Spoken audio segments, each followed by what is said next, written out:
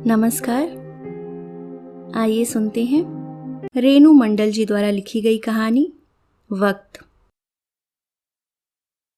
रात के 2 बज रहे थे। विमान की तेज आवाज सुनकर बेसाख्ता में टेरेस पर चली आई। घर के नज़दीक एयरपोर्ट होने के कारण विमानों की आवाज़ें यहाँ आती रहती हैं। निगाहें उठाकर मैंने आसमान की ओर देखा। एक विमान काफ़ी नीचे उड़ रहा था। शायद उसने अभी अभी उड़ान भरी थी। हो सकता है इसमें रोहित हो। उनकी फ़्लाइट का भी तो यही समय था। जब से रोहित बीजिंग जाने के लिए घर से निकले हैं, मेरा मन कमज़ोर पड़ रहा है। आंखों में नींद नहीं है। एक अजीब सी बेचैनी, अजीब सी असुरक्षा का एहसास मन को घेर रहा है। वह बीजिंग न जाए, एयरपोर्ट से ही घर वापस लौट आए। हालांकि पहले भी 2 बार ऑफिस के काम से वे अमेरिका गए थे, पर उस वक्त ऐसी बेचैनी का एहसास नहीं हुआ था। फिर आज ऐसा क्यों हो रहा है? शायद इसकी वजह वह झगड़ा है जो मेरे और रोहित के बीच हुआ था और जिसकी वजह से मैं उनसे बात नहीं कर रही थी। विवाह के बाद मेरा पहला जन्मदिन था।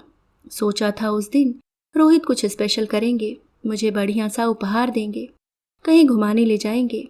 लेकिन यह सब तो दूर। सारा दिन बीत गया और उन्होंने मुझे बधाई तक नहीं दी।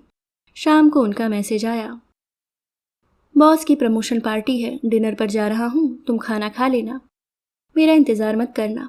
पढ़कर क्रोध और वेदना की मिलीजुली प्रतिक्रिया आंखों से आंसू बनकर बह निकली। ठीक है, उन्हें मेरी परवाह नहीं है तो मुझे क्यों हो। वो मेरी उपेक्षा कर सकते हैं तो मैं क्यों नहीं कर सकती। कितनी मुश्किल से हुई थी हमारी शादी। पापा मेरी शादी अपने दोस्त के बेटे डॉक्टर आलोक से करना चाहते थे, लेकिन मैं रोहित को चाहती थी। रोहित विजातीय थे, इस कारण मम्मी पापा इस शादी के लिए सहमत न थे। बाद में मेरे काफ़ी जिद करने पर वे राजी हुए, लेकिन मुझे क्या पता था इतनी मुश्किल से हासिल हुआ प्यार भी इतनी जल्दी अपनी उष्णता खो देगा। 6 महीने बीतते बीतते हम दोनों के बीच छोटी छोटी बातों पर झगड़ा होने लगा। आज सोच रही हूँ तो लग रहा है, क्या वे बातें उतनी महत्वपूर्ण थीं जिनकी वजह से मैं नाराज़ हो जाती थी। रोहित का पिक्चर के लिए प्रॉमिस करना और फिर काम की व्यस्तता के कारण प्रोग्राम कैंसिल कर देना क्या बहुत बड़ी बात थी। 2 दिन तक मुंह फुलाए घूमती रही थी मैं। अगले संडे पिक्चर दिखाने ले गए, तभी मूड ठीक हुआ था मेरा। ऐसी छोटी छोटी बातें अक्सर हो जाती। कभी वीकेंड पर भी उन्हें ऑफिस जाना पड़ता। उस समय उखड़ी उखड़ी रहती मैं उनसे। रोहित कहते, प्रिया, मैं अपने काम के साथ समझौता नहीं कर सकता। मेरे लिए मेरा काम मेरी पूजा है। लेकिन इसका यह मतलब नहीं कि मैं तुमसे प्यार नहीं करता या मुझे तुम्हारी फिक्र नहीं है। मैं जानता हूँ कि मैं तुम्हें अधिक समय नहीं दे पाता हूँ। तुम बस कुछ दिन सब्र रखो। मैंने अपने मैनेजर से बात की है, जल्दी ही वे मुझे कोई दूसरा प्रोजेक्ट दे देंगे, तब मैं तुम्हारी सारी शिकायतें दूर कर दूंगा। पर मुझ में सब्र नहीं था। मुझे रोहित की बातें आधारहीन लगती। पुरुष की जिंदगी में उसकी पत्नी की अहमियत इससे पता चलती है कि वह अपनी पत्नी को कितना समय देता है। उस समय भी यही तर्क दिया था मैंने। जब चाचा के बेटे सौरभ की शादी में जाना था, शादी से 1 दिन पहले बरेली पहुंचना चाहती थी मैं। रोहित भी राजी हो गए थे, पर घर से निकलने के बिल्कुल पहले रोहित के ऑफिस से फ़ोन आया। खेदपूर्वक वो बोले, सॉरी प्रिया, आज मैं किसी हालत में नहीं जा सकूंगा। प्रोजेक्ट में कुछ इश्यू आ गए हैं जिन्हें सॉल्व करना मेरी जिम्मेदारी है। सुनते ही मुझे गुस्सा आ गया था। रोहित, आप इस बात को समझिए कि रिश्ते निभाना भी उतना ही ज़रूरी है। मेरा एक ही भाई है। मैं शादी में अगर जल्दी नहीं पहुंचूंगी तो उसे कितना बुरा लगेगा। हो सकता है गुस्से में वह मुझसे बात भी न करे। चाचा चाची जिंदगी भर इस बात की उलाहना देंगे। और रोहित शांत ही रहे। सारा दिन मेरा मूड ऑफ रहा। अगले दिन रास्ते भर मैं रोहित से उखड़ी उखड़ी रही थी।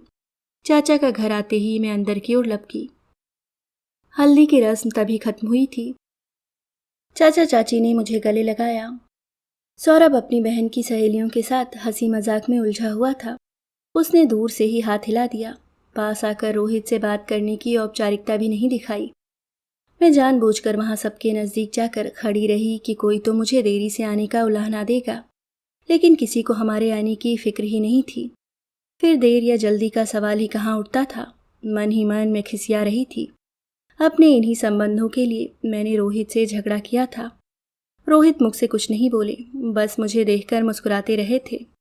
रात में फेरों के वक्त मम्मी मुझे एकांत में ले जाकर बोली, प्रिया, तेरे और रोहित के बीच सब कुछ ठीक है ना?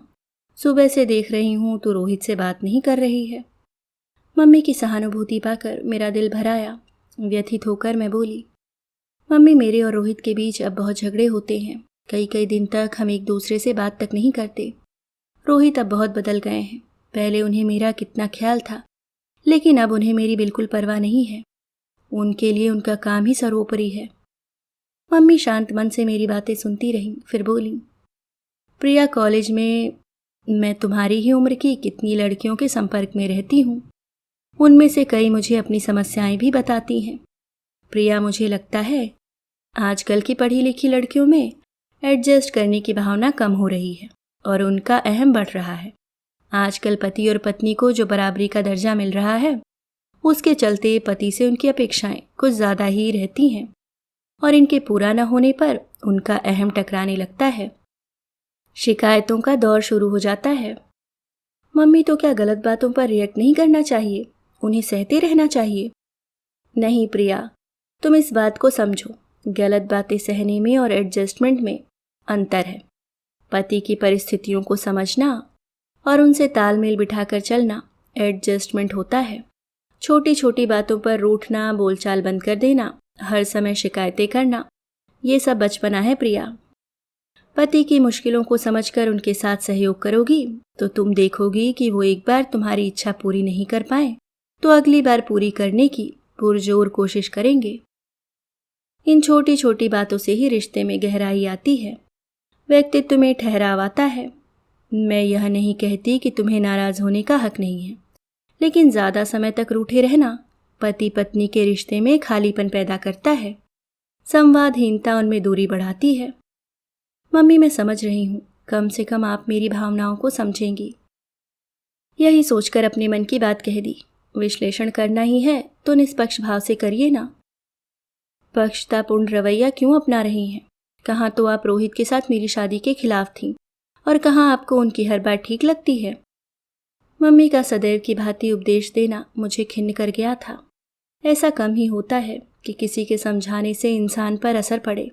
मुझ पर भी मम्मी के समझाने का कोई असर नहीं हुआ था। अगर हुआ होता तो अपना जन्मदिन भूल जाने पर मैं रोहित से इतना नाराज न होती। रात में बॉस की पार्टी से वे देर से घर लौटे थे। सुबह मेरे करीब आकर बोले, प्लीज़ प्रिया, मुझसे नाराज़ मत हो। बॉस प्रमोशन पर जा रहा है। कल सारा दिन इतना व्यस्त रहा कि तुम्हारा जन्मदिन भूल गया। आज सुबह मम्मी ने फ़ोन करके याद दिलाया। मुझे बहुत अफसोस है प्रिया, लेकिन मैं भी क्या करूं? 3 दिन बाद बीजिंग जाना है। तब तक रत्ती भर भी फुर्सत नहीं है, मगर वादा करता हूं कि वापस आकर हम आउटडोर वीकेंड सेलिब्रेट करेंगे। मैंने रोहित की बात का जवाब नहीं दिया और किचन में चली आई। मुझे लगा शायद यह बात सच है कि ज्यों ज्यों शादी का समय बीतता जाता है, पत्नी अपने पति से जुड़ती जाती है और पति विमुख होने लगता है। तभी रोहित को मुझसे अधिक अपना काम प्यारा है। मुझे उम्मीद थी रात में रोहित मुझे फिर से मनाएंगे। देर से ही सही मेरे लिए जन्मदिन का उपहार ज़रूर लाएंगे, लेकिन ऐसा कुछ भी नहीं हुआ। जाने के लिए घर से निकले तब भी मैंने उनसे बात नहीं की। चुपचाप उनकी पैकिंग की और एक और खड़ी हो गई, इस प्रतीक्षा में कि शायद चलते हुए वो मेरे करीब आए, मुझे अपने आगोश में समेटकर मेरा माथा चूम लें। लेकिन ऐसा कुछ भी नहीं हुआ। मेरी हसरत दिल में ही रह गई। रोहित बदल गए हैं। मेरे बोलने न बोलने से कोई फर्क नहीं पड़ता, यही एहसास जागा था मन में। लेकिन अब लग रहा है कि यह सच नहीं है। अगर ऐसा होता तो जाते समय पलटकर बार बार मुझे न देखते। उनका चेहरा यूं उतर न जाता। मैं भी कितनी मूर्ख हूँ, ज़रा ज़रा सी बात पर ओवर रिएक्ट करती हूँ। आखिर क्यों नहीं बोली मैं रोहित से? ऐसा भी क्या कर दिया था उन्होंने जो उन्हें बाहर तक छोड़ने नहीं गई? जाते समय उनसे यह भी नहीं कहा कि जल्दी आना। उनका व्यथित चेहरा याद कर मेरा मन द्रवित हो रहा था। काश मम्मी की बातों को मैं गंभीरता से लेती और उनसे यूं नाराज न होती। खैर, ईश्वर करे कि ये 4 दिन जल्दी बीत जाएं और रोहित लौट आए। फिर अपने अहम को दरकिनार कर उनके साथ एक नई शुरुआत करूंगी। इस विचार के साथ ही निगाहें घड़ी पर जा टेकीं। सुबह के 6 बज चुके थे। रोहित की फ्लाइट को 4 घंटे से अधिक बीत चुके थे। अब तक उन्होंने बीजिंग की आधी से अधिक दूरी भी तय कर ली होगी। रात भर जागने के कारण सिर बहुत भारी हो रहा था, लेकिन मन की बेचैनी कुछ भी करने नहीं दे रही थी। अनमने भाव से मैंने टीवी ऑन किया। न्यूज़ चैनल लगाते ही नज़र ब्रेकिंग न्यूज़ पर जा टिकी। बीजिंग जा रहे विमान का एयर ट्रैफिक कंट्रोल से संपर्क टूट गया है। विमान का कुछ पता नहीं है, तलाश जारी है। मेरा दिल धक से रह गया। हे भगवान, इसी विमान में तो रोहित थे, तो क्या? नहीं नहीं, मेरा हृदय चित्कार कर उठा। आंखों से आंसू बहने लगे। ऐसा लगा शरीर की मानो सारी शक्ति खत्म हो गई हो। कांपते हाथों से मैंने एयरपोर्ट का नंबर मिलाया, लेकिन नंबर बिजी था। तभी कॉल बेल बजी। लगता है रोहित आ गए। शरीर में एक नई स्फूर्ति सी जगी। आंसू पोंछ बदहवास सी मैं दरवाजे की ओर भागी। बाहर कुरियर वाले को देख मन बुझ गया। रोहित ने एयरपोर्ट से एक पैकेट भेजा था। मैंने जल्दी उसे खोला। अंदर एक खूबसूरत सी रिस्ट वॉच थी, साथ में एक स्लिप जिस पर लिखा था, मेरी प्रिया को जन्मदिन का तोहफा। मन पर बोझ लेकर जा रहा हूँ कि जाने से पहले तुम्हारी नाराज़गी दूर न कर पाया।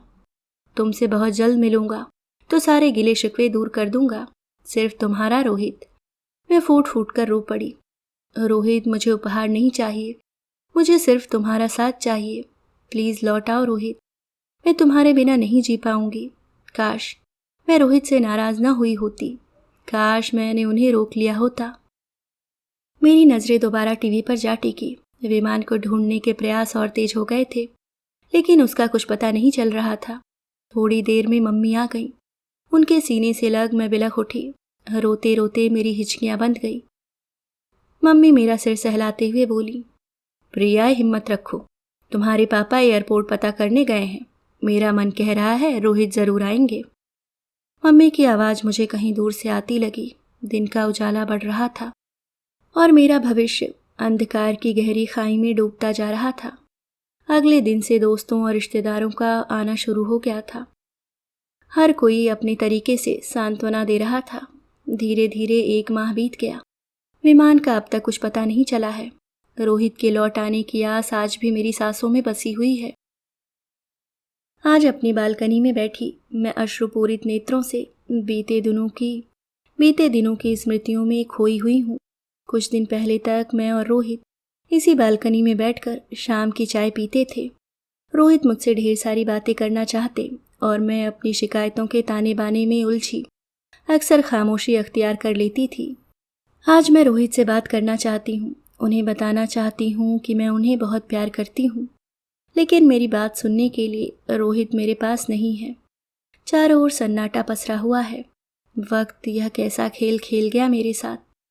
काश मैं वक्त रहते प्यार की अहमियत को समझ पाती। काश मैं गुजरे वक्त को लौटा पाती। अभी आप सुन रहे थे रेणु मंडल जी की लिखी कहानी वक्त।